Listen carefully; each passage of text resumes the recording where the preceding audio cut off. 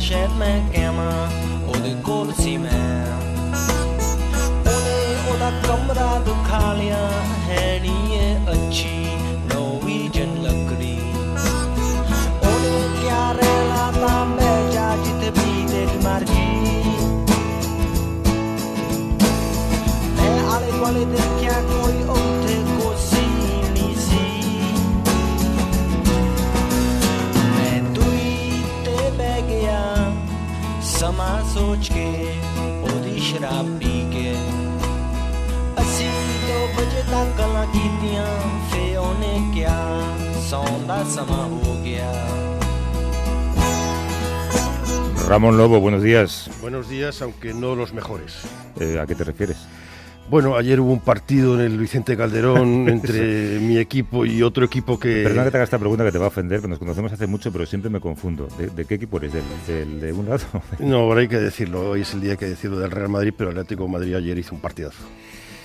Ya sabes que mi interés por el fútbol es directamente proporcional a la sobrecarga de fútbol que hay en este país. Bueno, si vivieras más en este país, te darías cuenta que el fútbol es una buena salida. ¿Viste ayer la portada del Marca, que alguien me enseñó?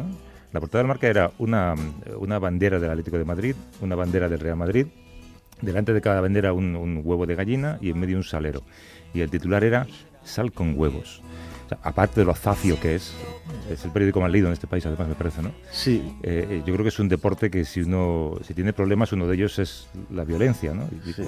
No pasa nada. No, nadie ha criticado esa portada. Luego mira las webs de los 4 periódicos deportivos principales y hay una utilización de la mujer de una forma muy machista, siempre medio en pelotas y tal, para conseguir visitas. A mí me parece que deberíamos hacer una reflexión, los periodistas en general, todos, sobre la importancia de nuestro trabajo, porque de alguna forma presentamos modelos de conducta, claro, y de machismo o de racismo. Claro, yo respeto mucho ese deporte y más a la gente que trabaja en él. Fíjate, el pobre Jesús Gallego se tira tantas horas en el micrófono, pero esta cultura de embrutecimiento que lo rodea a mí me preocupa mucho. A mí me gusta el fútbol, me gusta el carrusel y me gusta el Real Madrid, por este orden. Se me va a olvidar, te voy a volver a preguntar eso de qué equipo eres. Empezamos. Venga.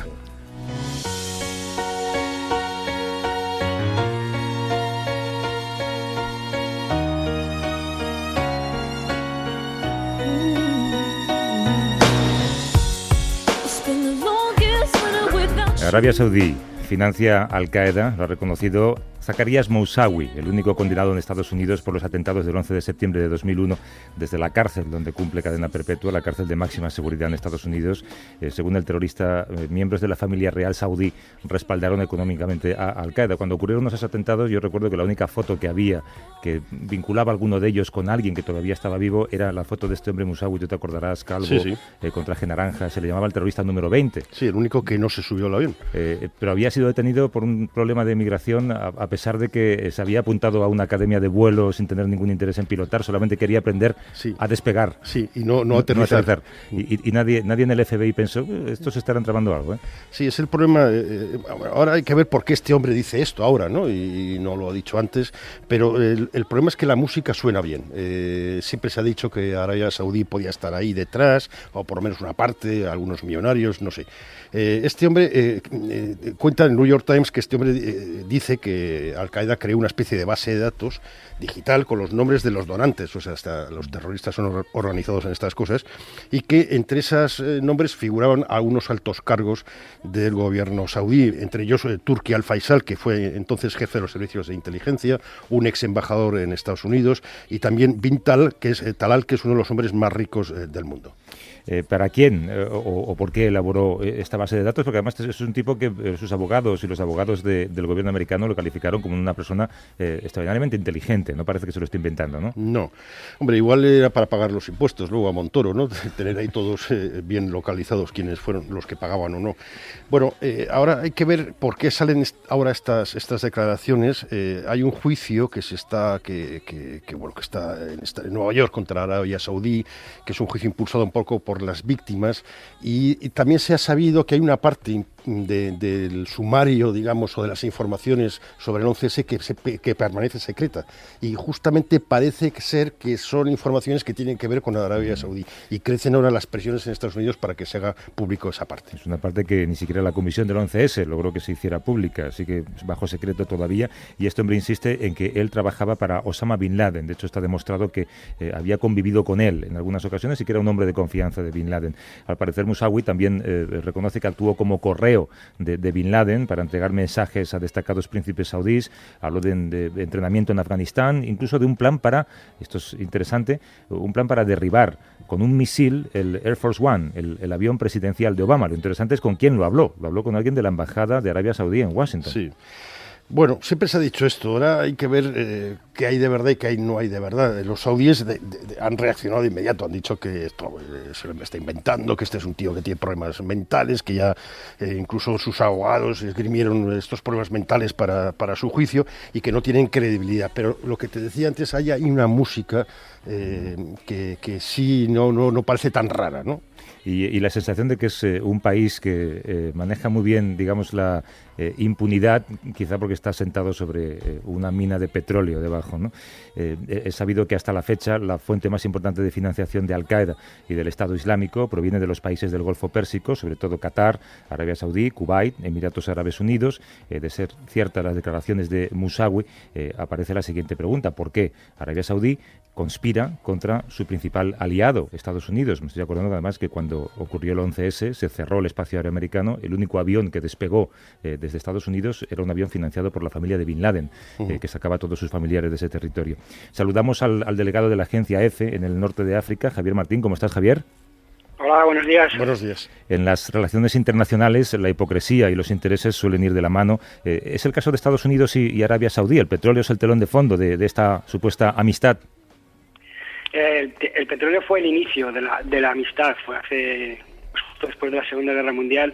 Hacen una alianza Estados Unidos y Arabia Saudí, una alianza secreta entre Eisenhower y el rey, en la que Arabia Saudí vincula su seguridad en el Golfo a darle petróleo a Estados Unidos. Eso evoluciona, no son tan amigos durante esos años, sino que todo empieza a estrecharse mucho más en el 79, que pasan dos cosas muy importantes. Una es la revolución en Irán, que era hasta ese momento el verdadero apoyo de Estados Unidos en Oriente Medio, se torna hacia el otro lado. Aparece Khomeini con su discurso antiamericano, y además en Arabia Saudí hay un intento por parte de salafíes de derrocar a la dinastía saudí. Esos salafíes también se les acusa de ser antiamericanos, y a partir de ahí Estados Unidos se queda sin un verdadero aliado árabe en Oriente Medio, y es cuando estrechan las relaciones, y a partir de ahí es donde la CIA y Arabia Saudí crean esa red de mujahidín para enviarlos, para sacar a esos radicales salafíes de Arabia Saudí y que no amenacen a la familia real saudí. Esos salafíes empiezan a salir por un canal que crean la CIA y Arabia Saudí para que luchen en Afganistán contra las tropas soviéticas. Ahora tienes que también se ha dicho que el ISIS o el Estado Islámico, la creación, también hay una mano, no digo saudí del gobierno, no me atrevo a decir tanto, pero sí de financiación procedente del Golfo y una especie de mano política detrás, ¿no? Sí, detrás del ISIS está alguien del que habéis hablado y no habéis puesto el nombre, que es el príncipe Bandar. El príncipe Bandar es un de los príncipes que tiene una amistad más estrecha con la familia Bush. El príncipe Bandar fue embajador hasta el año 2005 en Estados Unidos, y a partir del año 2005 hasta hace unos días era el jefe de los servicios secretos de Arabia Saudí. El príncipe Bandar es uno de los gestores de las tropas suníes que se empezaron a crear después de la invasión de Estados Unidos de Irak. A partir de ahí, el príncipe Bandar y Arabia Saudí, para intentar frenar la influencia de Irán y del chiismo en el nuevo Irak, ese Irak que ha estado fallido, en que ha quedado convertido tras la invasión, pues empieza a enviar armas a los suníes.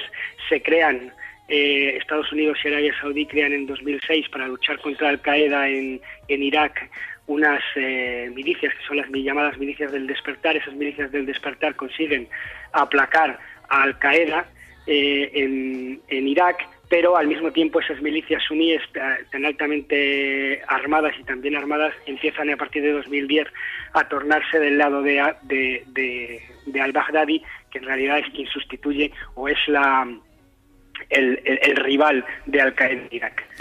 Pero, Javier, si tanto la CIA como el FBI dicen tener pruebas de magnates saudíes que financian el terrorismo, ¿por qué no se tira de la manta? Pues porque probablemente esas pruebas impliquen a grandes y altos cargos de administración americana, porque esas pruebas también llevarían a un juicio a incluso políticos de renombre en Estados Unidos e incluso a la familia, como puede ser la familia Bush. O sea, es decir, es una hermandad, tanto la CIA como los servicios secretos saudíes conocen muchas cosas el uno del otro que podrían llevar al hundimiento de cada uno. Entonces, entre amigos no nos pisamos los callos. Es Javier Martín, delegado de la Agencia EFE en el norte de África. Gracias, Javier. Un abrazo fuerte. Un abrazo. Un abrazo.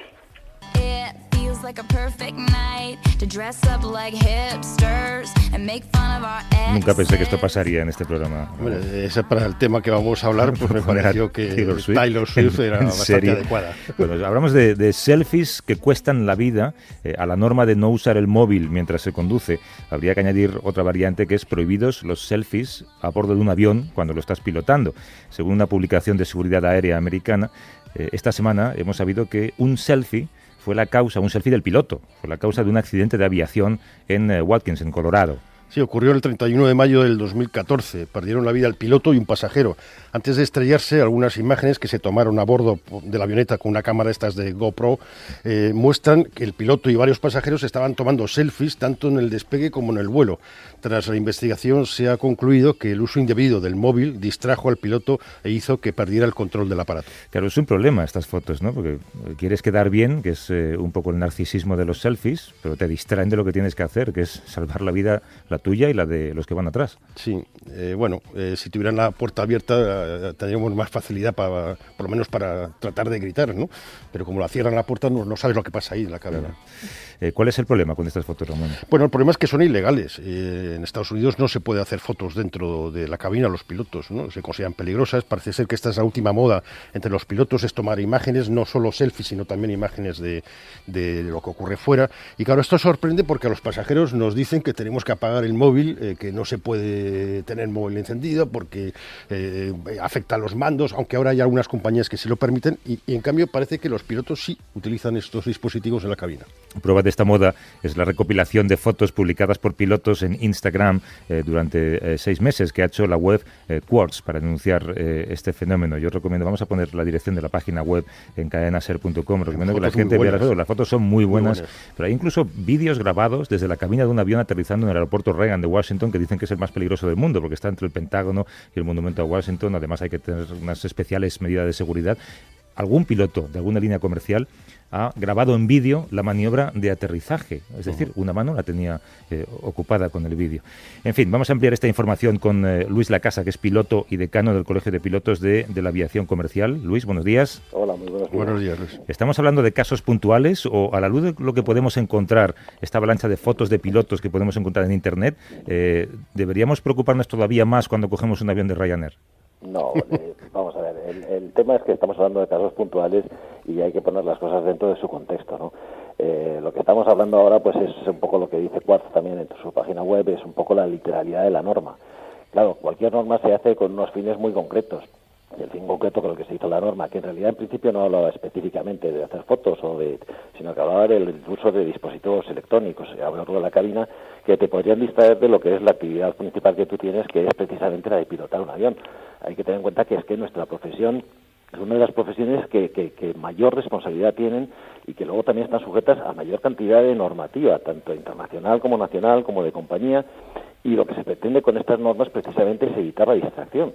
Por eso es por lo que hay, de todas esas fotos que podemos ver en esa página web, hay cantidad de fotos que son totalmente inocuas, ¿no? Porque también, claro, ha avanzado muchísimo lo que son los dispositivos para poder tomar fotos y ha avanzado muchísimo también los dispositivos electrónicos en cuanto a la posibilidad que tienen de interferir en las comunicaciones y en la navegación.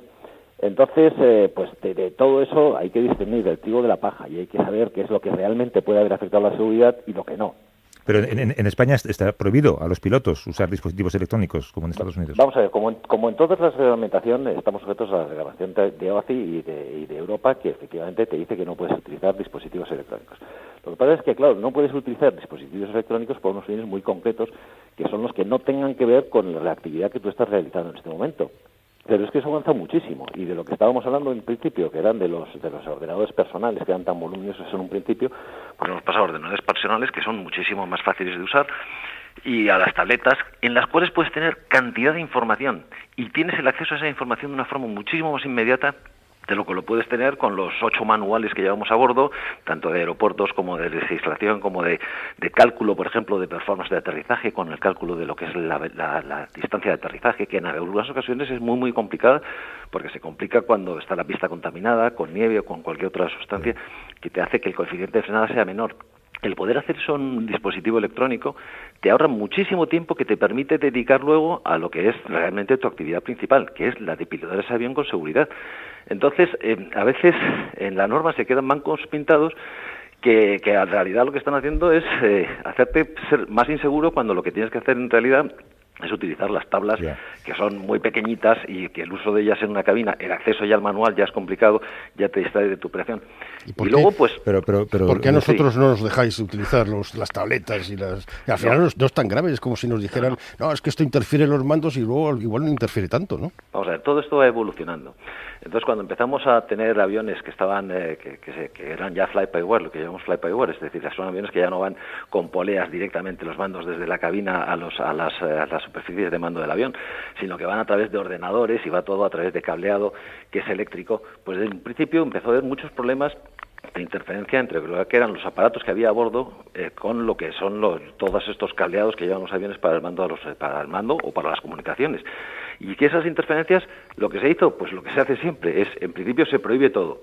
Y luego ya una vez que hemos ido teniendo experiencia respecto a cuáles son la realidad de las interferencias que causan estos dispositivos respecto a los sistemas de comunicación y de navegación de los aviones, pues ya se ha ido ajustando a la realidad. O sea, pero es un tema diferente al que nos ocupa, Luis. A mí sí me gustaría que me dijeras si tú crees que es una temeridad que un piloto, o una irresponsabilidad, que un piloto, es verdad que puede tener tiempo libre mientras que está en la cabina, cuando estás en velocidad de crucero, supongo, pero que un piloto en maniobra de aterrizaje, por ejemplo, tome un selfie, ¿no te parece una temeridad? Bueno, mira, fíjate, desde el colegio hemos tomado ya también alguna acción de hacer alguna observación a alguna compañía aérea cuando hemos visto ese tipo de fotografías donde encima están comprometiendo a la forma normal de volar, porque tú tienes que estar siempre con el avión estabilizado en los últimos 1000 pies de la trayectoria.